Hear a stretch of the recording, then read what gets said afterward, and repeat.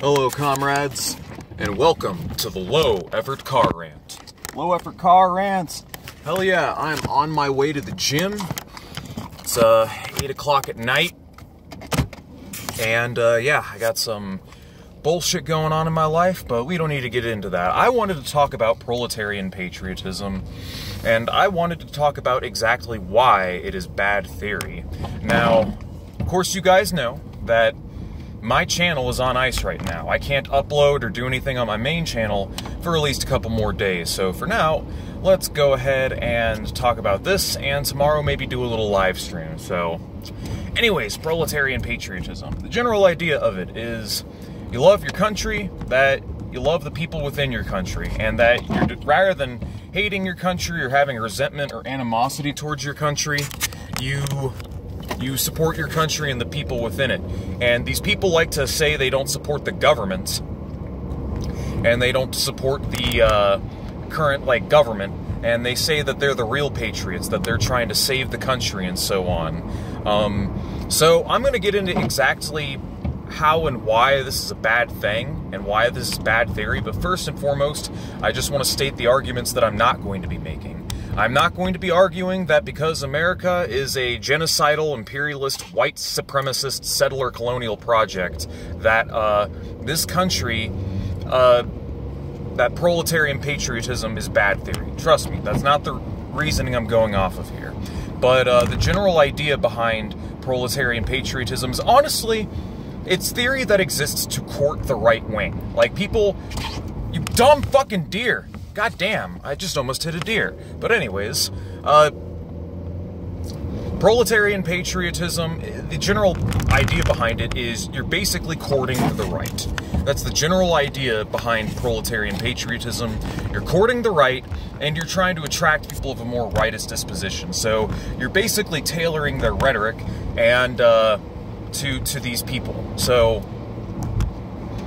that's kind of like the general idea, but let me explain what exactly is wrong with this. Well, the main issue with this is that the right wing are the most ideologically committed opponents of socialism. Like, these people have completely different ideas about why and how our world is a fucked up place. They will do everything in their power, any sort of mental gymnastics that they can, so they don't have to be dialectical materialists. That's the kind of people we're dealing with. People that not only don't understand, but don't want to understand Marxism. I mean, don't get me wrong, I'm not saying you can't convert right-wingers, and I'm not saying you can't bring them overboard, but, you know, generally the further right people are, the more struggle and the more convincing it's going to take to get them to shift consciously to the left or to the far left. I mean, that's just a simple fact. The deeper down the reactionary rabbit hole a person is, the more it's going to take to pull them out of that pitfall, more than anything else. And what these people are doing is trying to tailor their theory to pander to these people.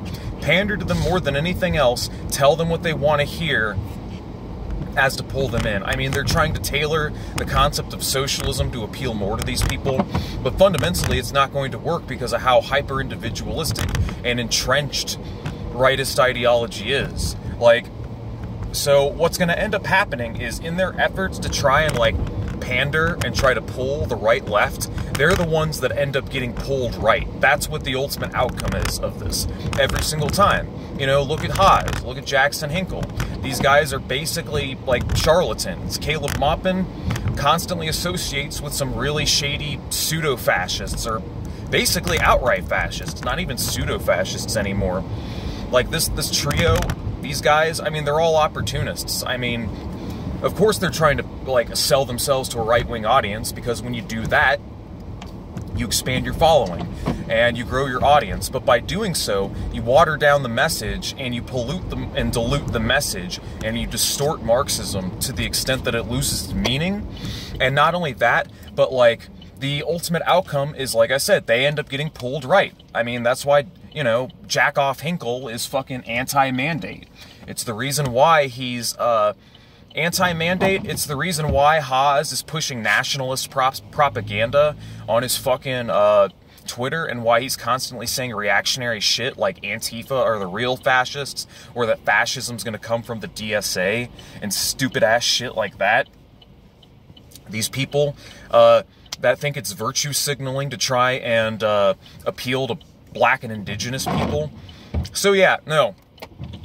The outcome is that you are going to be the ones that end up getting pulled right, not the other way around. All you have to do is look at their rhetoric to see this in action. Look at their behavior. Like, they're basically, they're rightists now.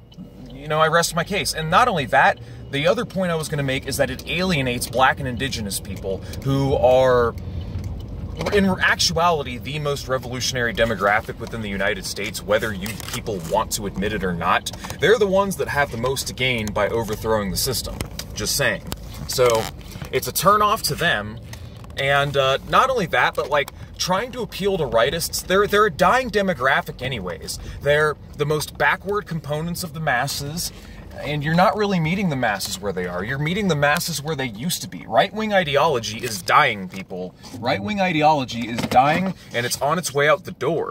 So, like, they're a shrinking pool, a shrinking demographic that's largely being left behind by the culture. Why do you think companies, left and right, are going woke and trying to distance themselves from rightist ideology in the right-wing camp? It's for this exact reason that the general consciousness of United States workers is getting increasingly progressive, increasingly accepting, and is heading and shifting in a more leftward direction. So what makes a lot more sense is to instead going to the masses at their class consciousness as is now and trying to appeal to them on the issues and trying to shift the discourse further left rather than trying to, you know, try to appeal to this phantom moderate conservative with socialist sympathies that doesn't actually exist. This demographic you're trying to pander to does not exist. Also, on top of that, it's a dying ideology, it's a dying cultural norm that's on its on its way out the door anyways. So, yeah, those are the other reasons. I mean, the outcome's ultimately liberalism. Oh yeah, you're never gonna out-patriot the Patriots. You're never gonna out-patriot the Republican Party. You're never gonna beat these people at their own game because they rely exclusively on appeals to emotion and reactionary sentiments, like just fear and, yeah, fear and just raw emotion, like just pulling on people's emotional strings to manipulate them into supporting causes that are against their own best interest. So, like, you're never going to out-patriot the Republicans, let alone fascists. And not to mention, like, I know I said I wasn't going to make this point, but, like, the flag, like, the United States flag, with all the baggage that it has behind it, it has about as much baggage behind it as the fucking Nazi flag, like the swastika. Like, because there are many parallels between the United States and Nazi Germany. Like, it's basically the Yankee swastika, you know? Like, bad empanadas 100%. It's the Yankee swastika. Anyways, so that's all I had to say for now. Just wanted to do this quick little rant. I'm about to go inside the gym and do some cardio. You guys have a lovely night.